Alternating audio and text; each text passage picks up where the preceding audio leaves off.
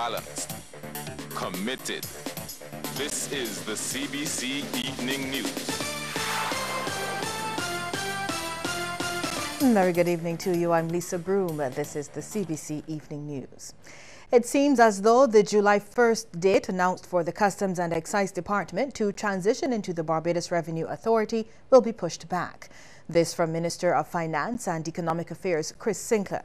The announcement follows the latest round of talks on the proposed merger with representatives of the National Union of Public Workers this morning. Overall, Minister Sinclair was pleased with the outcome of the talks. He assured Barbados the government will do nothing to compromise the island's national security, stating this area will be covered. Today's meeting followed another on Monday at NUPW headquarters when that union met with customs officers who continue to have reservations about the merger with the BRA. Mr. Sinclair says the Ministry of Civil Service and the Personnel Administration Division sought to respond to the concerns. I think we responded to them reasonably well, very well actually, putting on the table the facts. And the most critical and established fact that I think we were able to put on the table is that nobody will be transitioning, if they agree to transition, in a disadvantageous position. And I think that that is important. Of course, there are many different categories of officers, workers involved. They're temporary employees, and there are permanent officers, and they transition at different statuses and levels. A call for government to sit down and talk with hoteliers to iron out the problems of accessing concessions for that sector. The emotional plea from Chief Executive Officer of the Barbados Hotel and Tourism Association, Sue Springer, at the association's annual general meeting at the Lloyd Erskine Sandiford Centre. Peter Thorne reports. CEO of the BHD, Sue Springer, wants meaningful dialogue between government and hoteliers to resolve the issue of the sector accessing duty-free concessions.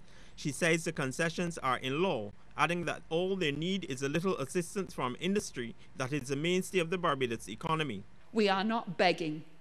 We are not moaning hoteliers.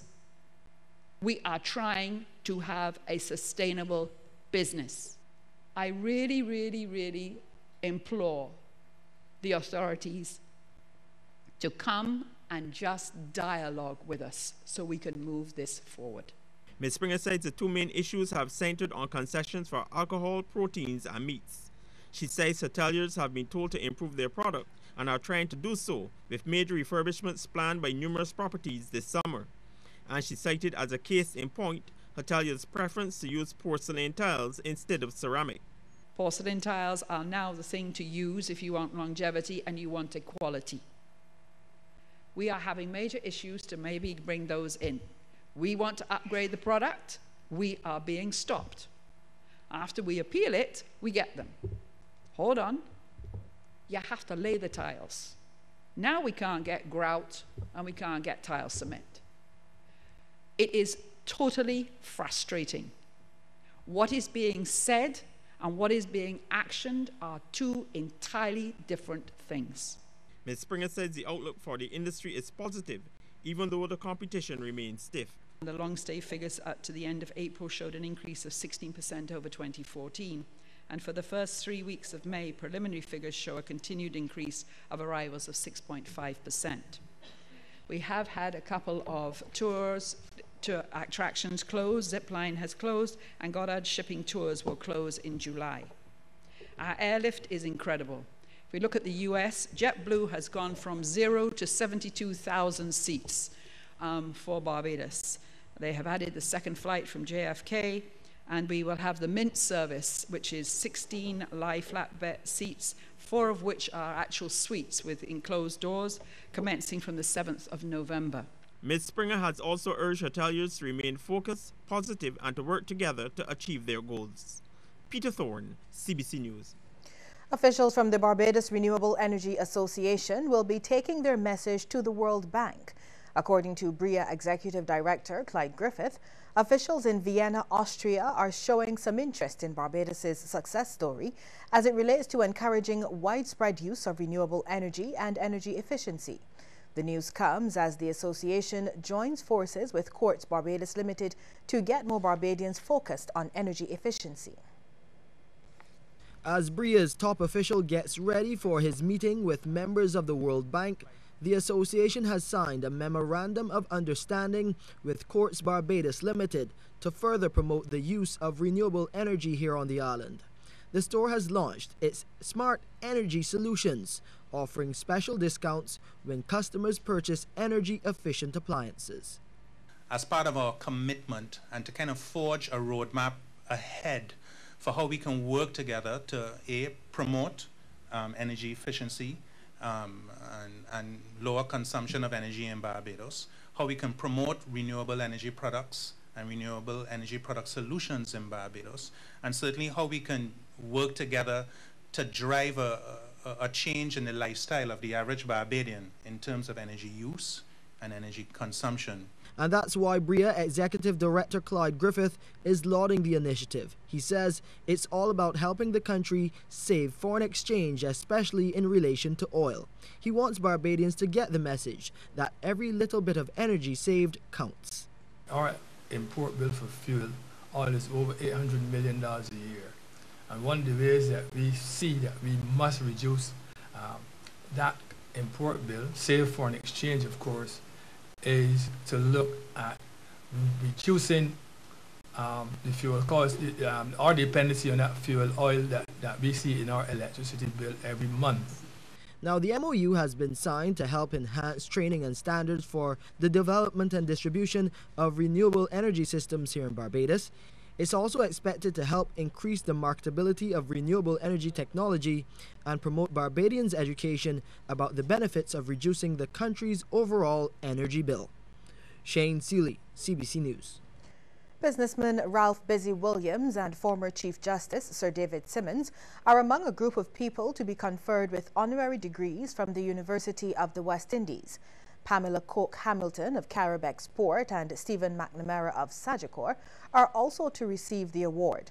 Overall, 21 people will receive the degree, 4 at the Cape Hill campus in Barbados, 7 at the Mona campus in Jamaica, 2 at the Open campus, and 8 at the St. Augustine campus in Trinidad and Tobago. They're being recognized for their stellar contributions to Caribbean development. UWI Chancellor Sir George Allen will confer the degrees at the university's graduations during the months of October and November this year. We'll have more news in just a moment, but first we want to get your take on this question. Do you think there is enough of a national emphasis on renewable energy? Text yes or no to short code 8111. We'll have the results at the end of the news. At Lime, we don't need any tricks or gimmicks. We treat all our prepaid customers like MVPs. MVP means maximum value per person, maximum respect. Subscribe to any 1 gig 30-day data plan and enjoy a reduced calling rate of just 49 cents to any network, any landline, anytime. Stop paying 55 cents to call right to red. With Lime, you pay just 49 cents and call any phone in Barbados, so you won't have to top up as often. Put data on your phone and keep your money in your pocket with Lime MVP. Value, convenience, we got it. 50 stores and services, yeah, we got it all. When it comes to you and your family, it's here in Haggett Hall. Sky Food Court, this mall has it all. Right here in Haggett Hall. Convenience for the family. Everything for you and me.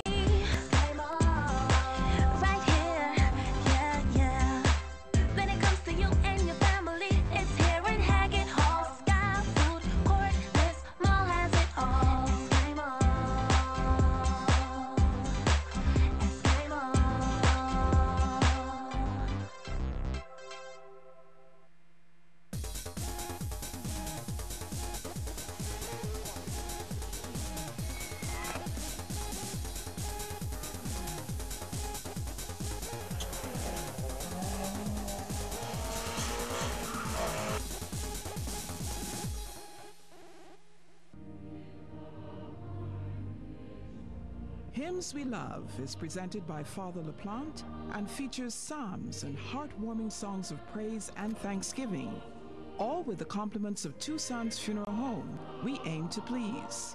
Listen to Hymns We Love, reassuring you of a hope that can only be found in Jesus. It's on every Sunday at 5:15 p.m. right here on Q 100.7 FM.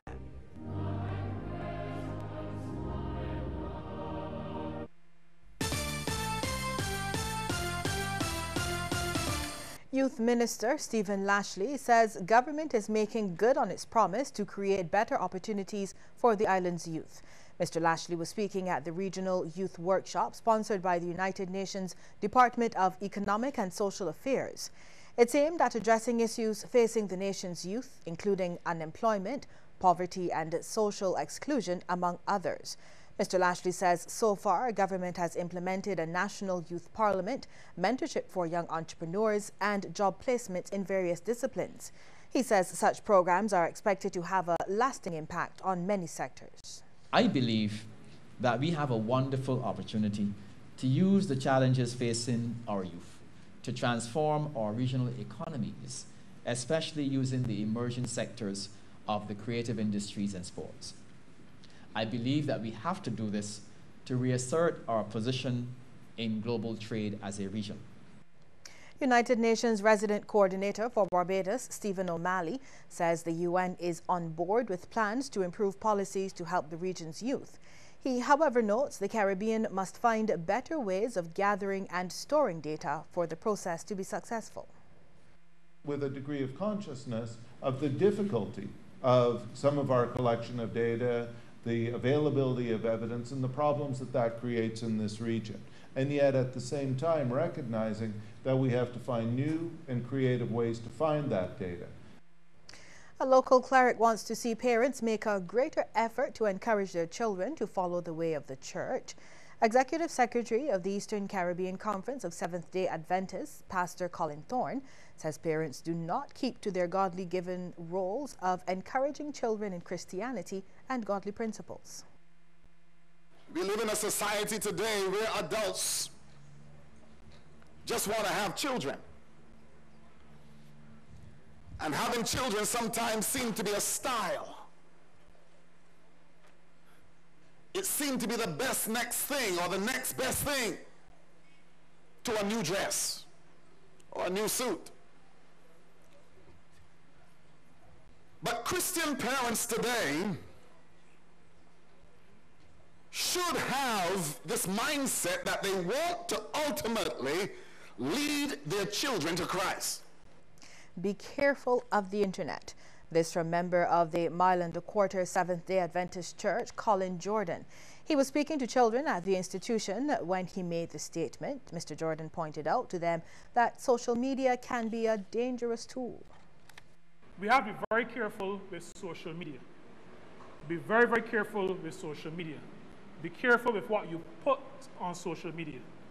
People are looking at it, and people are making assessments of you based on the pictures that you post or the pictures that other people post of you on social media. More regulations are coming for the local fishing industry.